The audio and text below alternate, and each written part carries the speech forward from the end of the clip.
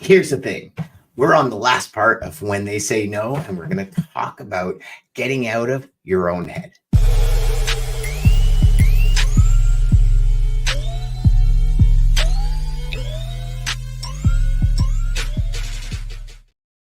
All right, my friends. So, with this last part of the book, we're going to speed through a bunch of different chapters because next week we actually have Andrea Waltz and Richard Fenton on the show for us.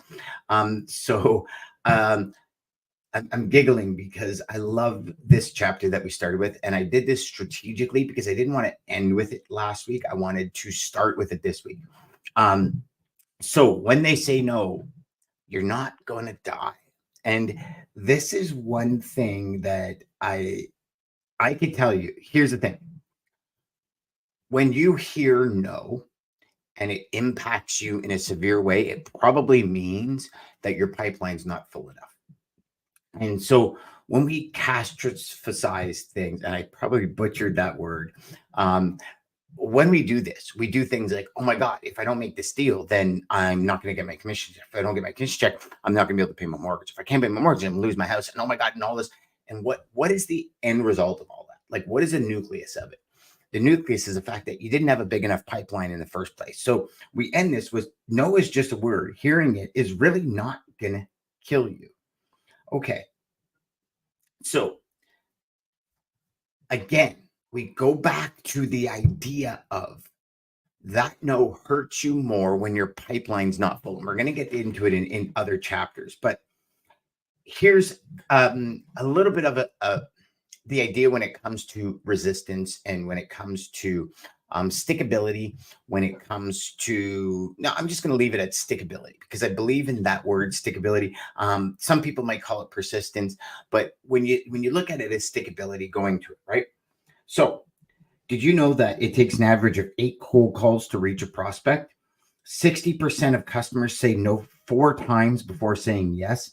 And 80% of the sales are made up and have involved 5 follow-up calls. Yet 44% of sales reps give up after 1 follow-up. So it goes into this chapter talking about persistence pays. And think about this for a second. 80% of sales have involved 5 follow-up calls, yet 44% of sales reps give up after 1 follow-up. Now, we've talked about this many times, and here's the one point I want to drive home with it. Persistence is about building credibility in the mind of your prospects. And what do I mean by that? Well, I've gone on record many times as saying, I believe prospects write down in their calendar when you're supposed to get back to them. I believe this wholeheartedly. It's something that no matter what anyone says, it's the operation system, it's the modus operandi that I'm going to work on. And if you can't, I've asked numerous logistics managers and they say, hey, listen, if you can't follow up when you say you're going to follow up, if you can't deliver rates when you say you're going to deliver rates, how on earth are you going to help me run my business? So this is clear. It is documented. It is proven based on numerous studies that all you got to do is be persistent and you'll in some which way, shape or form find success.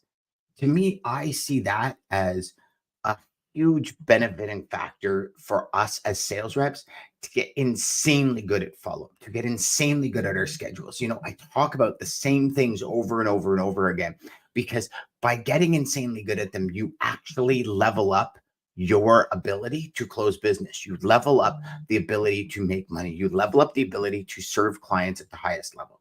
So I'll stop beating that dead horse, and there was no animals hurt in the making of this podcast. But go on to talk about after persistence about letting it go. When your failures impact your emotions to such a degree that it affects your next sales presentation, you're cooked. You keep yourself off the emotional roller coaster. You must develop the ability to shake no off. Let me ask you this. How many of you right now, and be honest with yourself, have gotten debunked off of a real groove because somebody said no? Have gotten debunked off a real groove when a prospect cancels a meeting? got like really sent off the deep end when somebody just was very rude and ignorant on the phone. You know, I'm not interested. Never call me again. F off, and hung up the phone. I think we've all been there. And if you know anything, or if you've studied anything about grooves and tasks and doing things, right? You know, perfect example. If you ever gone from selling to operations and then have to go back to selling, right? If you're a newer salesperson, you're doing your own operations. What is it like in those transition moments? Those transition moments actually kill us. Those transition moments take longer than 3 seconds because we have to get back in the groove. So if we don't let it go when it comes to no, we're actually losing 10, 15 minutes every single time. Not to mention, if we don't lose it, we take that negative energy into our next call. And here's the thing when it comes to that, without a shadow of a doubt, all of your prospects will see and hear that in your voice. They'll feel it in your vibration that you're not on. You don't believe in what you're saying. So this is super important when it comes to letting it go. Like, you must let it go. If you do not let the last no go and it moves into the next one, you're going to get crushed, right? If you play golf, and this is probably the simplest one, because like, think about it like this, right? Sales, it's our head that determines our progression. It really is. It's our mental capacity. And same thing in golf. It's one of those sports where you have a bad shot, you have a bad hole. If you don't shake it off, and for all y'all out there that play golf, you know exactly what I'm saying, because man, I've been there a million times. I continue to work on myself to try not to be there, but it's so difficult at times, especially in golf, right? You know, you shoot better than a triple bogey, but yet you triple bogeyed a hole. If you do not shake that off immediately, you will literally drown yourself for the next 2-3 holes. And then what happens? You get this really good shot and you're like, I could do this stuff, man. Yeah, okay, I'm back on it, right? But the pros, the ones that are able to move on, are the ones that get where they want to go faster, right? You look at the pros, they have a bad shot. Most of the time, the next shot, they just recover. And they allow themselves that ability to get back on it, right? So, and they talk about, then they go in from that to changing your state, right? And that's in essence what I just went over, even in golf. You change that state, you change your posture, you change the way you hold your body, you change the way you move. And when you do that, you know, Tony Robbins talks about it all the time, you're going to change everything in your life, right? The next one that they go into is review your pipeline. This is a critical step that I think so many salespeople miss. How many of you have sanitized your pipeline going into January 2024? Right? We're at the 19th today, so almost 20 days into the month.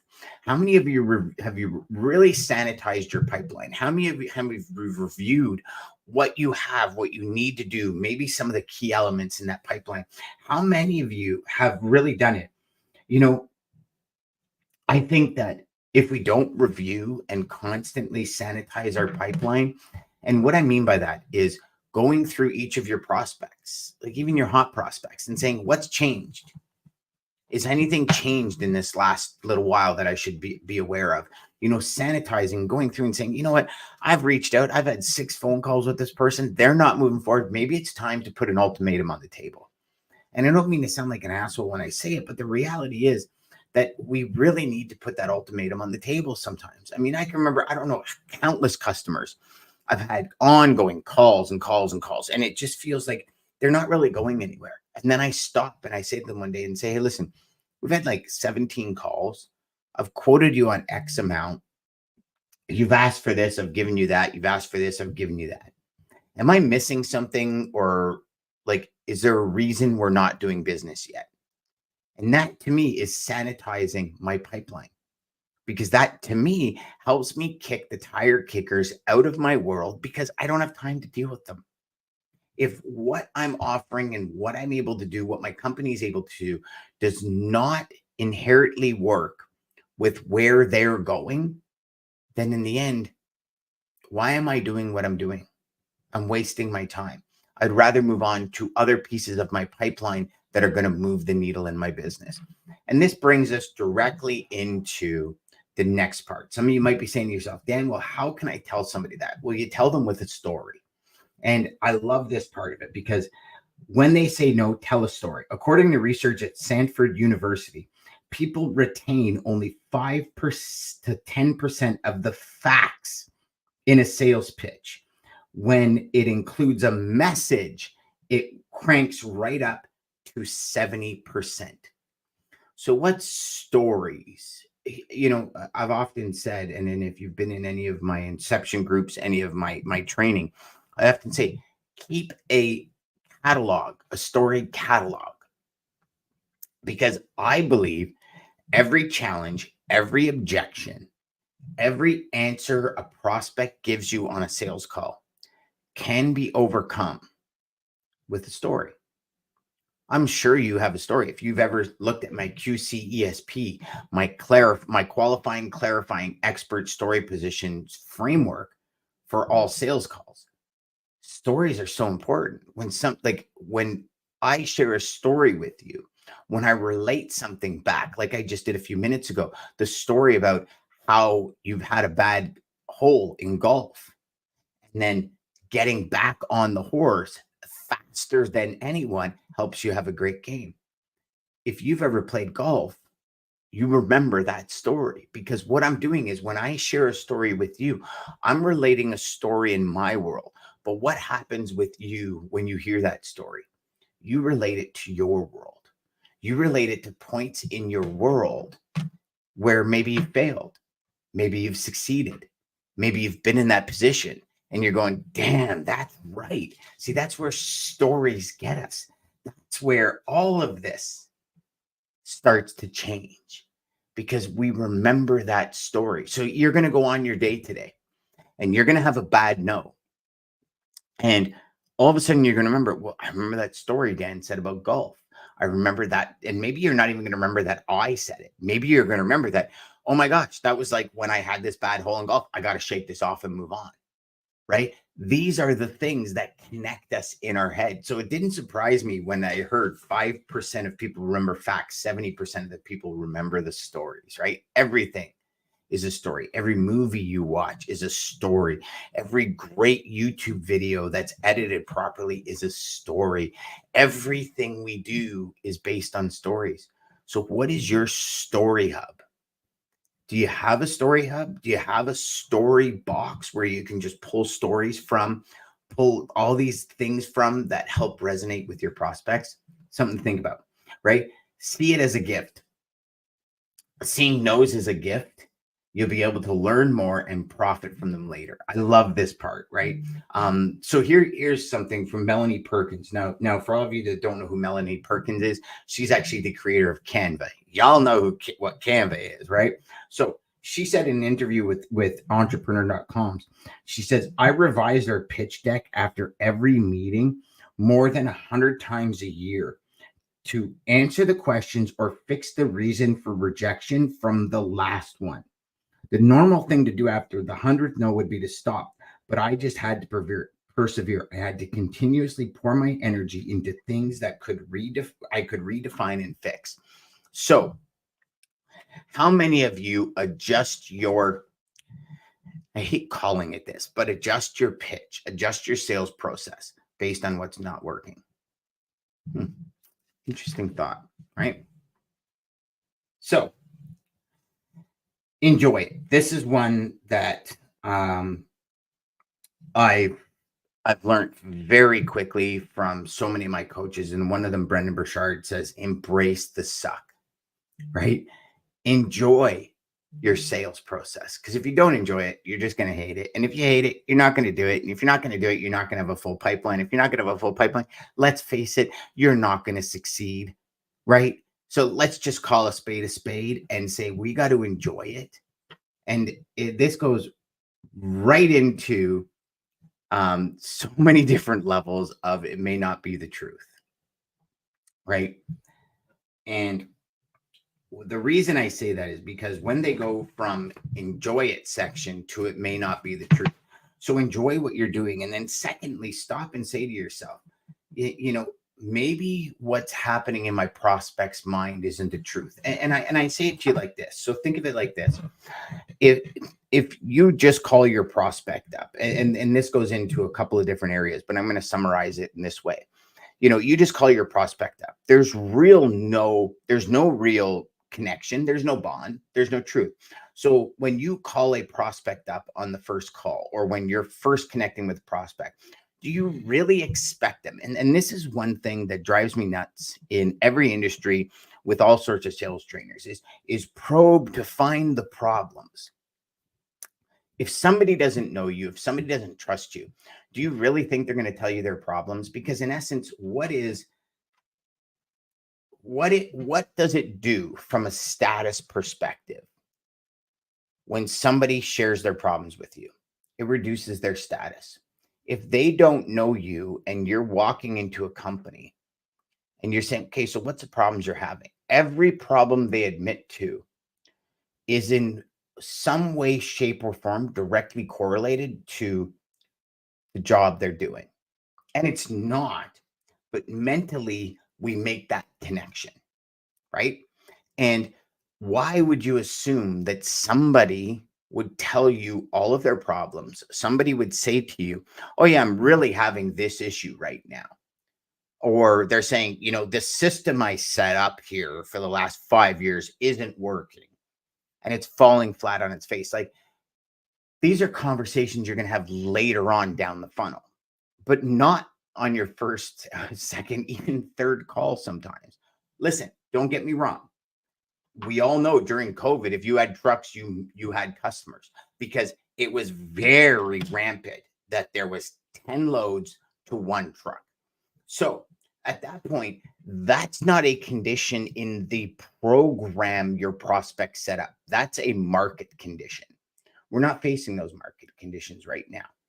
So don't expect to hear the issues and problems inside their supply chain unless they're very relevant in today's market, because then everyone's facing that condition. It doesn't ruin the individual status. It's like everyone's in this position, and because everyone's in this position, well, you know what? That's what I'm facing because everyone else is facing it. So don't confuse the two. Please don't confuse the two. We go to removing the risks to say yes. Now, this is obviously further down the line, and I'm actually going to save this chapter for next week because I've got a few questions in here that I really want Andrea and Richard to answer for us. So it jumps us right into one of the finishing chapters where you may be asking for too much at once. And this is something that I redefine in our industry. And I redefine it in our industry because what is your one point of entry, right? Sometimes when we have too many options, we can't choose. But what's the one point of entry? And when we look at it and we say to ourselves, okay, if I enter the prospect's mind with this point, afterwards, I can expand the conversation. But right now, I just want to enter at this point. Now, a lot of you do this, but you enter the point on rates. You enter the point of the conversation in the prospect's head to a point that actually disintegrates your sales process. And a lot of you do it. It's fact. Challenge is you probably don't want to see it.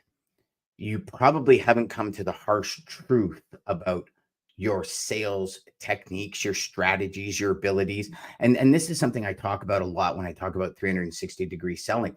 If there's a piece of your sales process that doesn't work, get that. Change that one piece, but identify the piece. It's like going to a mechanic and saying, I got this ding in my front end. And they say, okay, well, a lot of you can probably relate to this, AKA another story catalog. You go and you say, I got this tinging or something going on, this sound on the front end. So they'll look at the bushings, they'll maybe pull on the tie rods, they'll do the steering rods, they'll replace the bushing. They'll take it out, it's okay, dinging's still there. They'll do something else. And maybe there's 5 to 7 levels or 5 to 7 things that can be fixed in that front end. But they'll diagnose it and they'll go into the correction with their best guess. But they'll correct one, then they'll try it, then they'll correct 2. And maybe you'll solve it at 3, or maybe they'll take all 5. But regardless, they go in at one point of entry.